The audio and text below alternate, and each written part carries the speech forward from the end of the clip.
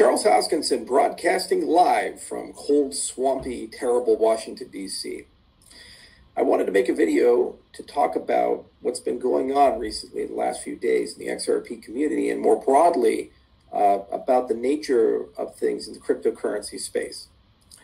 As many of you know, I've been in the cryptocurrency space for almost 10 years, and I've witnessed pretty much everything you could imagine, from the fall of Mt. Gox, actually the rise and fall of Mt. Gox, Silk Road, the rise of Bitcoin, the rise of the altcoins, the creation of Ethereum, and many other things. And now, throughout my time in the cryptocurrency space, I've also seen the rise of XRP. I was there before the protocol was launched, and I've been here through every major milestone along the way. I know many people in the XRP community. I know the leadership of the organization. I was recently at the Milken Institute, where I sat at the same table with Brad Garlinghouse. Chris Salerson recently reached out to us to discuss collaboration with the Proof of Useful Work group that he's been pushing. So it came as a tremendous surprise, the incredible wave of criticism I received for a single comment, which was taken out of context from an interview. I was in an interview called Thinking Crypto at my ranch, and casually asked a question what I thought about a belief that the entirety of the Securities Exchange Commission is engaged in a financial conspiracy with Joe Lubin and the Ethereum group to solely single out and go after Ripple. And I said this was a grand conspiracy because it obviously is. There is no evidence that the entire Securities Exchange Commission has decided to only go after XRP and no one else. There are hundreds of enforcement actions they have pursued in the cryptocurrency space. The current commissioner, the current chairman of the Securities Exchange Commission, has repeatedly gone on record saying he believes most cryptocurrencies are securities. So obviously, while XRP is one of the first in line, it seems that the SEC intends, or at least is saying, that they're perhaps going to pursue a broad regulatory capture of our entire industry. And Ethereum may have gotten a pass, and that could, of course, be because of some belief that certain commissioners have been somehow swept up in a large wave of corruption, or it could simply be that tens of millions of Americans have participated in Ethereum. Tens of millions of Americans have put collectively tens of billions of dollars into Ethereum, that there are thousands of businesses built on Ethereum, that Ethereum truly is actually decentralized, and that the probability of a regulatory enforcement event would be quite low for Ethereum, whereas it's higher with Ripple because of facts and circumstances behind the case. Who knows? But apparently a subset of this community has decided to get so far down the rabbit hole that any even assertion that perhaps there's more to the story than a conspiracy of people in Ethereum, EthGate, is now a crime. So much so that a person who has spent years being somewhat positive to the XRP community, from Interledger to other things, and has found ways to collaborate, now is the enemy.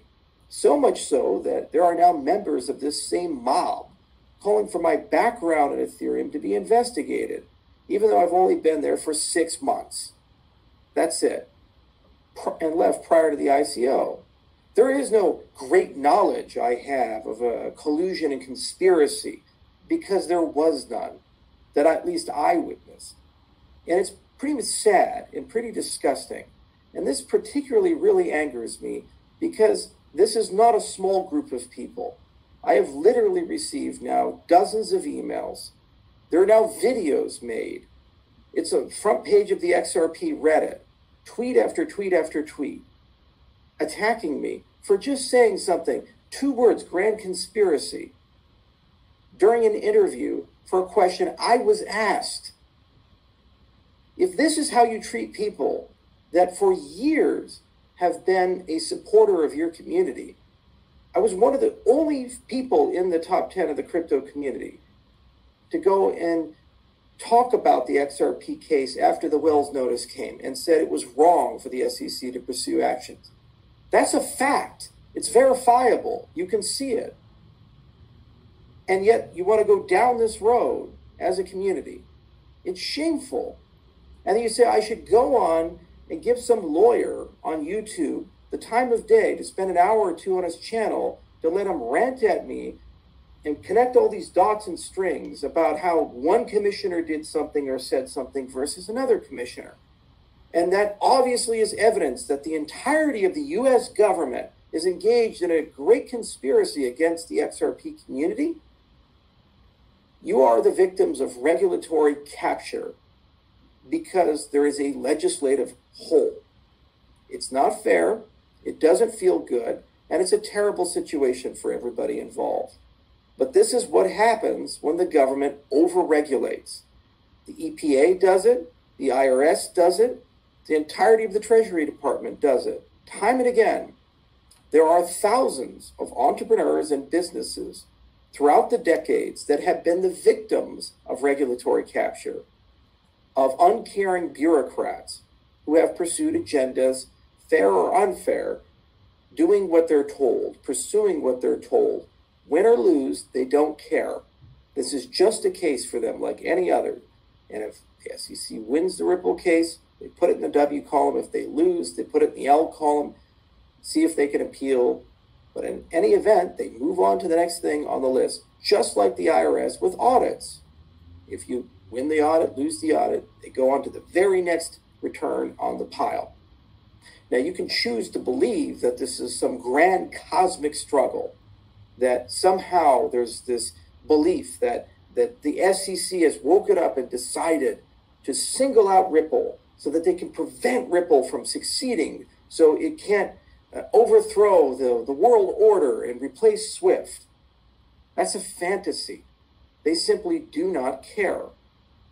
They've seen a fact pattern for whatever reason they don't like, and they're pursuing it. It's bad for the industry, and it shouldn't have been done, but that's where we're at. So win on the facts and merits of the case, and the facts and merits alone. XRP shouldn't be a security if it's truly decentralized, if it's truly run by its community, if it provides real use and utility and applications. You should not require some bizarre belief that the whole agency is engaged in a conspiracy against you in order to win on facts. The law should be on your side if you truly believe that. And if it's not, you have to start asking about how to change the law because the law is unjust or unfair. That's my only commentary. And for that, I've been harassed repeatedly. This is how you treat people? This is what you want? This is the end result? And I'm told to apologize for the audacity of these things? More broadly, the cryptocurrency space, there is tribalism. And it's gotten so incredibly toxic and bad. It is one thing to point out that significant and terrible protocol mistakes have been made, like with the Ethereum merge, where they've robbed their entire ecosystem of liquidity, and they've pursued bad design decisions. It's another thing entirely to descend into this madness. I think the bear market is making people a bit crazy. And I call once again for people to take a step back and realize what they're doing. You're not making crypto stronger. You're not making any of the fundamentals of any of these projects stronger. All you're doing by succumbing to this madness is hurting us all, slowing down adoption, and preventing projects from being able to work with each other.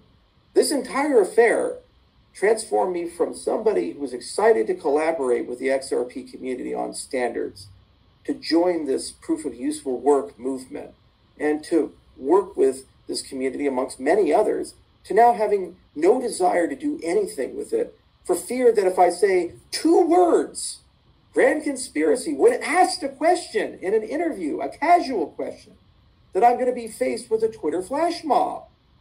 Why would anybody in their right mind walk into that room, walk into that community, especially after having a long track record of being one of the few people to support it? It's nuts. It's absolutely nuts. And if you can't understand why that's a problem, then you're the problem. This industry is going to live or die based upon its professionalism and its conduct. We can criticize each other. We can, from time to time, make a joke here and there. We can have professional disagreements. We can even call each other nuts. But at the end of the day, we should at least treat each other with some modicum of dignity. And there is none here. It's absolutely bereft of it. And this is just an example of how crazy things have gotten. Absolutely crazy. You see, it's hard that every tweet, every video results in a story on Cointelegraph or some other medium. Things get blown out of proportion. Things get taken out of context. That's just where we're at. And I think it's a broader symptom of the whole social media flash mobbing. But again, we have a small window of time to do things the right way. And if we don't, regulation will come and end our industry as it is. The only thing that's going to prevent that is if we work together, we set this pettiness and stupidity aside, or by default, we will lose. By default, the very people we're trying to usurp, the legacy financial interests that resulted in the creation of this industry, will win. And they'll put us all in chains. And for the rest of time, we'll just remember when we had a time where we could have made a difference. But we chose not to because we let our pettiness and divisiveness and our egos get in the way. This is a perfect example of it. Should not have happened. The leaders in your community should have stood up and said something about it. It was wrong. Absolutely wrong. But they didn't. They stayed silent. They tried to take advantage of it for ratings and viewership, stoked fires. You happy now? Is that what you wanted? Great. And you know what? You can just criticize the hell out of me for making this video. You can say I'm crying and oh, wah, wah, wah. At the end of the day, what have you accomplished? Someone you could have collaborated with, an ecosystem you could work with, don't really want to anymore. Okay. Go it alone then. Great. All the power to you. That's all you need, right? Yourself. And if people misspeak, they're immediately exiled. You've just broadcasted to the broader cryptocurrency community the consequences of a single word, a single sentence. Again, just an interview, asked a question. You took my comments out of context. You ignored years of commentary, and now we're here. That's what you wanted. Okay. Great. You just want to watch the unraveling of the entire cryptocurrency community. Why am I here in Washington, D.C.? To speak with lawmakers, to speak with regulators, from the CFTC to others, to talk about how do we build a framework which is fair for the American cryptocurrency industry, that actually doesn't attack companies, to make things like what happened to Ripple not happen to everybody else. That's why I'm here. That's where I'm spending my time. I could be on my ranch. Instead, I choose to be here. These are not fun meetings. These are not the most enjoyable things in the world. They're deeply technical. They're frustrating at times. Compromises have to be made. And we as an industry need to do this. But instead, you've chosen to invest time in this madness. It's a shame. So I am frustrated. I'm deeply frustrated about this. And it has to stop. And it will stop. Either because we're going to win, and the regulation will get where it needs to go, or we're going to lose. In which case, we no longer have the right as an industry to pursue these things in the United States. Now, the industry as a whole will just go offshore. But all of you in the United States will suffer as a result of that. And we'll watch a multi-trillion-dollar industry leave. Good luck for the dollar then. Good luck for our national debt then. Okay. As an American entrepreneur, I don't want to see that industry leave the United States, which is why I'm fighting so hard and dealing so hard. But this is just a sad day, and it is what it is.